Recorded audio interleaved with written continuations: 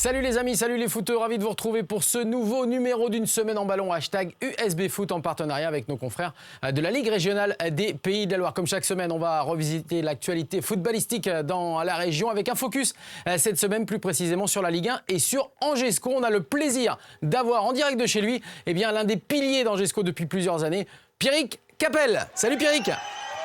Salut. C'est bien, t'as le sourire malgré la défaite quand même à domicile face à Strasbourg. C'était il y a quelques heures maintenant. Qu'est-ce qui s'est passé en quelques mots ? Ils ont su gagner un match qui était assez fermé. On n'a pas réussi à trouver la faille sur un bloc défensif très très bien en place. Maintenant c'est tout. On doit tout de suite évacuer et penser au match prochain, dimanche, le derby à Nantes. Effectivement, on en reparlera de ce derby face à Nantes, puisque vous jouez tous les 3 jours en ce moment. Mais on va d'abord s'intéresser à toi, Pierrick Capel, avec ce CV justement qu'on va pouvoir voir ensemble. 33 ans, Pierrick Capel, avec une progression comme on connaît peu quand même. Parce que là, toi, tu n'es pas passé par des centres de formation, mais par contre, on le voit bien. R3, R2, N3, N2, N1, Ligue 2, Ligue 1, il n'y a pas plus régulier comme progression. On essaye de progresser à chaque fois, effectivement, de s'améliorer et de gravir les échelons. Quand on est en DH, on a envie de... C'était DH à l'époque, on a envie de découvrir le CFA2, CFA, et avec beaucoup de travail et beaucoup d'investissement, des fois ça fonctionne, et à mon plus grand bonheur aujourd'hui. Alors raconte-nous un petit peu, parce qu'en 2007, en fait, à 20 ans, tu passes ton bac. Pour toi, d'abord, c'est les études et puis une licence en vue ? C'est ça, je passe mon bac et le foot, je l'avais complètement perdu de vue à ce moment-là. Et en arrivant dans le Nord, parce que c'est dans le Nord que j'ai été à la fac des sports pour faire la licence, mais exactement à Dust à Gap's. Là, j'ai repris goût un petit peu au foot et je me suis dit qu'il y avait peut-être quelque chose à faire dans cette région-là. Et justement, quand tu es à Avion, dans le club d'Avion, c'est là où tu passes, je crois, 2 années assez sympas avec une montée, me semble-t-il. Et on va regarder un document d'époque. Alors, la qualité, c'est pas broadcast, attention, on n'est pas sur tout ce qui se passe en ce moment. Mais on va regarder. Et d'ailleurs, c'est un but, je crois, de Pierrick Capel. On va regarder.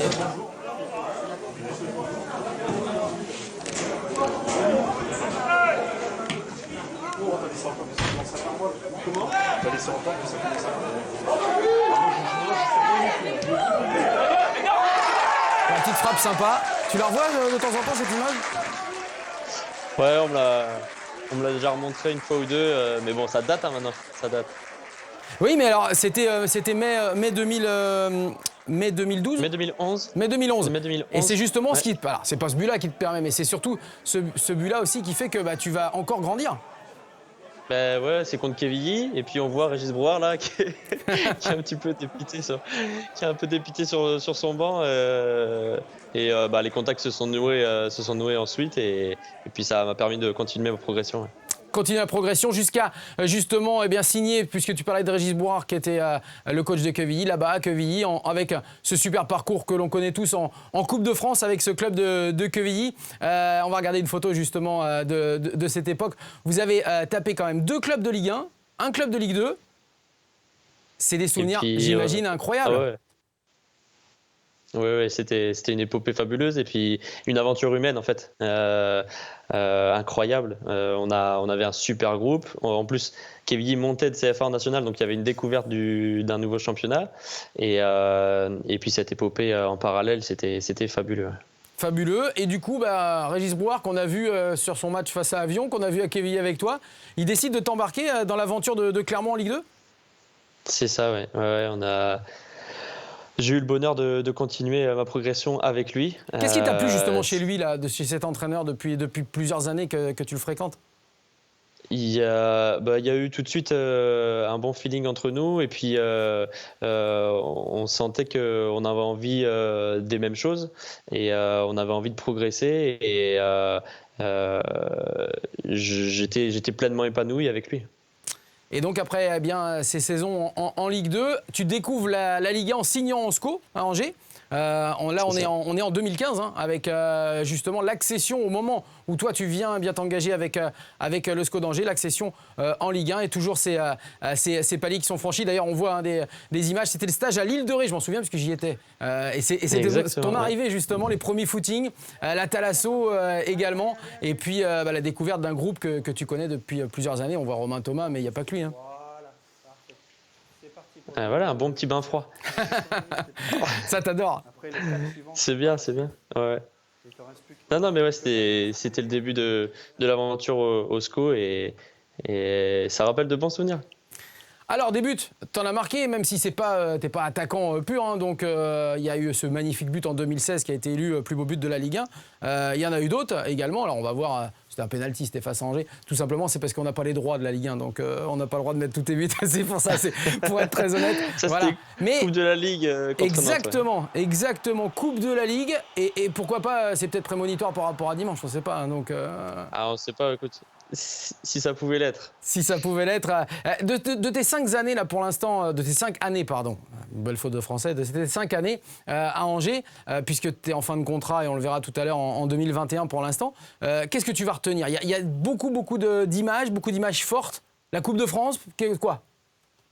Oui, la découverte de la Ligue 1, tout simplement, parce que quand on est joueur de foot et qu'on passe par les échelons inférieurs, on rêve de la Ligue 1. On les regarde tous les week-ends. Voilà, c'est le plus haut niveau du foot français et voilà, tout joueur rêve de jouer dans cette division. Donc ça, déjà, c'est déjà une très grande chose. Et puis après l'évolution du joueur que je suis. Et la progression, quoi, parce que j'ai réussi à progresser finalement de petit niveau jusqu'à cette Ligue 1. Après la Ligue 1, c'était l'équipe de France, mais bon, c'était un peu compliqué. La marche était un peu trop haute là pour le coup, mais malgré tout, il y a toujours eu une progression au fil des années au sein de mon club Angers SCO. Ouais. Alors pas de regret d'avoir mis les études entre parenthèses et de les avoir repoussées pour plus tard. Finalement, je les avais presque finis dans le Nord. Sur la licence j'avais fait donc les 2 premières années et ensuite la 3e année en licence professionnelle. Effectivement, je l'ai pas validé, j'ai validé que la moitié parce qu'on était en CFA et que effectivement, je me focalisais de plus en plus sur le foot. Mais ce n'est pas gênant ça pour la suite, non, pas du tout. Et ça a été une très bonne chose pour le football de t'avoir évidemment avec ce pied gauche délicieux. T'es parti, on a parlé de Pierrick Capel, on va parler maintenant d'Angers SCO avec le début de saison. Et c'est un classique, hein. On met d'abord un peu le classement de cette Ligue 1 puisqu'on est quasiment, alors peut-être pas tout à fait à jour, mais presque dans cette Ligue 1 avec tous les matchs reportés en raison de la crise sanitaire. On va pouvoir voir le classement d'Angers SCO, se rendre compte que malgré la défaite face à Strasbourg, eh bien Angers est quand même dans la première partie de tableau. 23 points, 9e du classement. Pierrick, juste un petit mot là-dessus, c'est plutôt encourageant ? C'est plutôt un bon début de saison. Après, on estime qu'on aurait pu faire un petit peu mieux sur certains matchs et donc avoir un peu plus encore de points, je pense.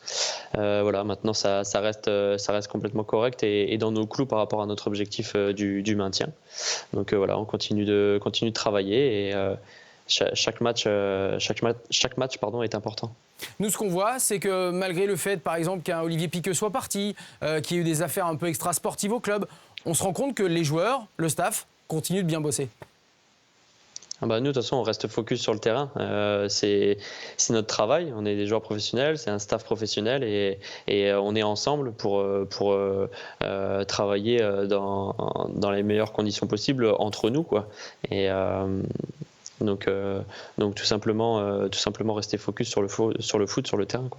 Sur le terrain, justement, on va parler du terrain, mais avec toi, on va regarder cette palette chiffrée qui te concerne justement 14 matchs pour l'instant de Ligue 1. Tu en as disputé 11, dont 6 titularisations. 2 buts, 2 passes décisives. Et au niveau des stats, c'est pas mal quand même, non ? Ouais, je pense que c'est pareil. Je pense que il y a matière à mieux faire encore sur ces stats-là. Maintenant, voilà, il faut jamais baisser les bras et continuer de travailler. Et ça, c'est avec le travail que ça vient. Que ça vient, effectivement. Attention, j'espère que tu n'as pas de problème d'oreille. On est parti, on revient pour parler de Pierrick Capel et d'Angesco, mais tout de suite, eh bien, on passe au zapping de la semaine.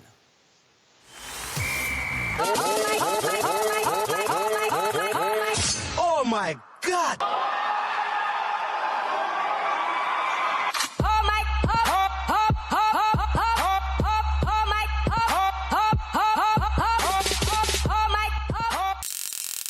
Je crois que ça va pas être possible, Non. pas être C'est comme ça. possible. Eh oui.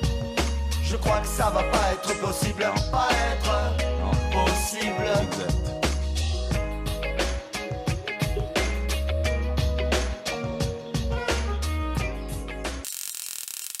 Swag champ, I got the belt. Swag champ, I got the belt. When it's done, come talk to me. You'll see I got the B. B is for them big boys with the grown money and bad bitches who ain't gotta spend their own.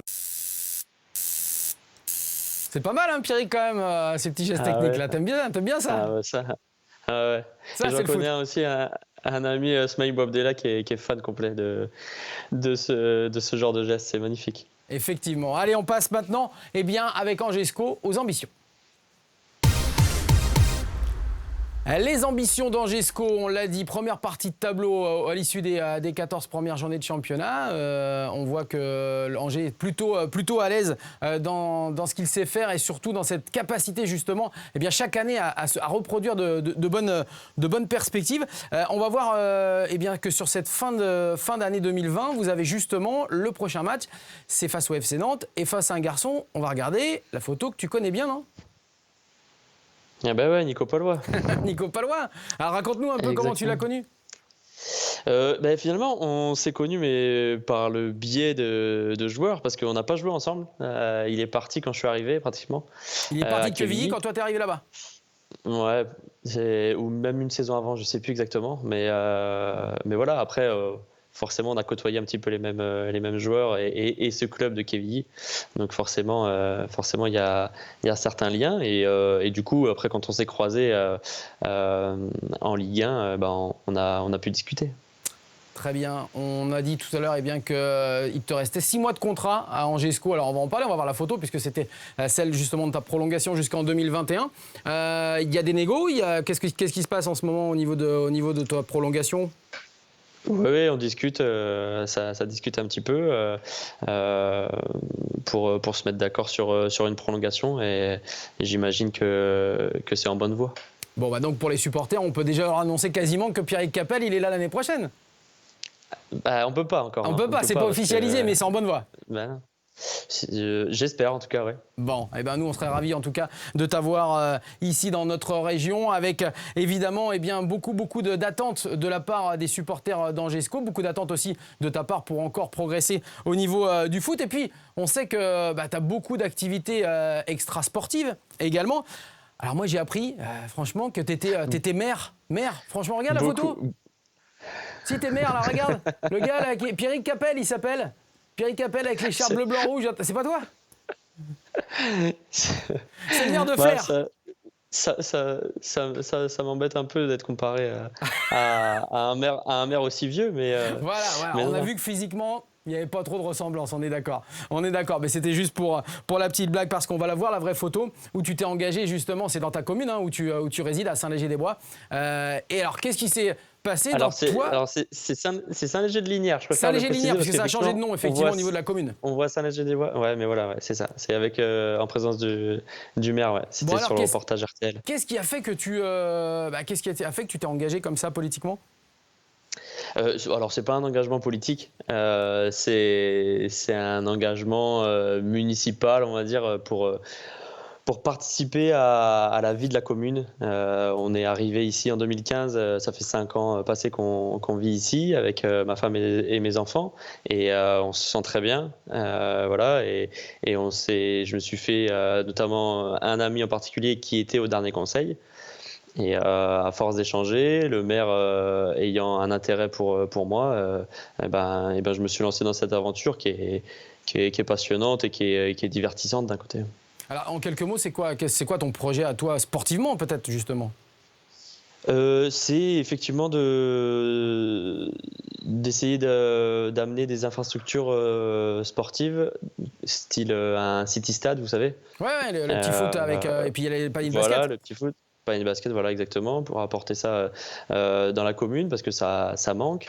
Élaborer aussi des boucles sportives pour permettre aux habitants de se promener ou de faire du sport dans les deux communes parce que c'est une commune nouvelle avec donc deux anciennes communes.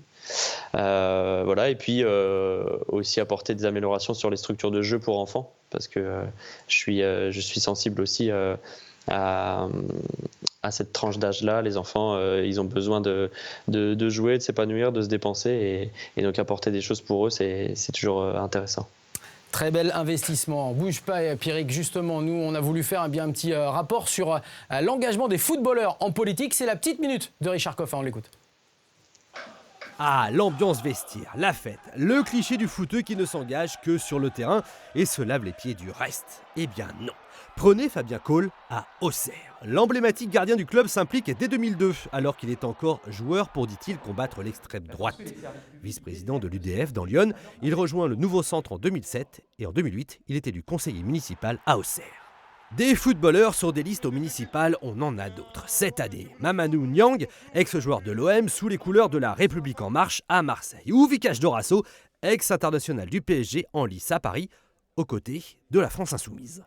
Je suis un joueur de foot qui a joué au Paris Saint-Germain, qui a gagné, qui vient aussi d'un HLM et qui a fini en finale de Coupe du Monde.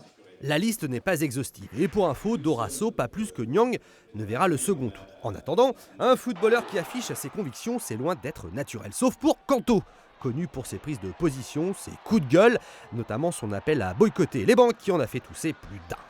Les temps changent. Antoine Griezmann, la star française, a résilié son contrat pub avec l'opérateur chinois Huawei, accusé de participer à la surveillance des Ouïghours, une démarche très politique. Bon, personne n'est encore au niveau de George Weah, l'ex-ballon d'or élu président du Liberia fin 2017. C'est vrai que tout le monde n'a pas sa carrière, et en plus, s'il faut aller au Liberia, c'est moins pratique. Et en France, alors, la porte est ouverte pour 2022.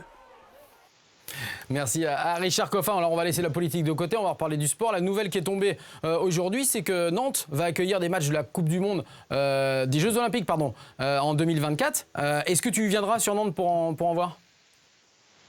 Si on a la possibilité, oui, évidemment. C'est toujours un plaisir de pouvoir assister à ce genre de discipline. Les JO, c'est quand même fabuleux.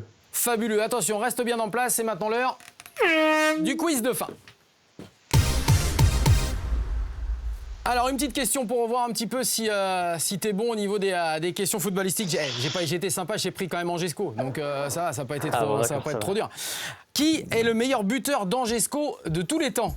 Alors, est-ce que c'est réponse A, Pierre Bourdelle, réponse B, Marc Berdol, réponse C, Christophe Lagrange. Alors, A, Pierre Bourdelle, B, Marc Berdol et réponse C, Christophe Lagrange. Dis-nous tout. Je dirais Verdol, mais c'est peut-être Lagrange. Ah, alors, réponse B ou réponse C ? Lagrange. Il y a un piège. Je t'aide, il y a un piège. Il y a un piège. Allez, on se lance ? J'avais dit Berdol au départ, je reste sur Berdol. Eh ben voilà. Malheureusement, tout le monde effectivement pensait à Marc Berdol. Eh bien non, c'est Christophe Lagrange qui est le meilleur buteur Ligue 2, Ligue 1, toute division confondue. Voilà, mais bon, t'étais pas loin de la vérité. Allez, on termine évidemment par notre coup de cœur de la semaine. Et notre coup de cœur, il va aller vers un garçon que tu connais bien. Regarde cette image, puisqu'on voulait te parler évidemment de celui qui a été ton partenaire à Angers pendant plusieurs années. C'est Billy Ketkeo-Fomfon, qui a eu beaucoup de malheurs au niveau des blessures depuis quelques années, les ruptures des ligaments croisés. Et bien là, c'est une hernie discale qui l'a bloqué au niveau du dos. J'imagine que tu l'as eu, non, rapidement ? Oui, bien sûr, on est encore en contact. Malgré le fait qu'il soit parti et je lui souhaite encore une fois tout mon soutien et toute ma force pour qu'il revienne et qu'il soit épanoui à jouer au foot parce que c'est un super joueur. Eh ben merci beaucoup Pierrick Capel, on était ravis de t'avoir dans USB Foot. Une très belle saison à toi dans cette deuxième partie. On espère te revoir évidemment en 2021. 2022, excellente fête de fin d'année à toutes et à tous. On se retrouve quant à nous au mois de janvier 2021. Bonne fête.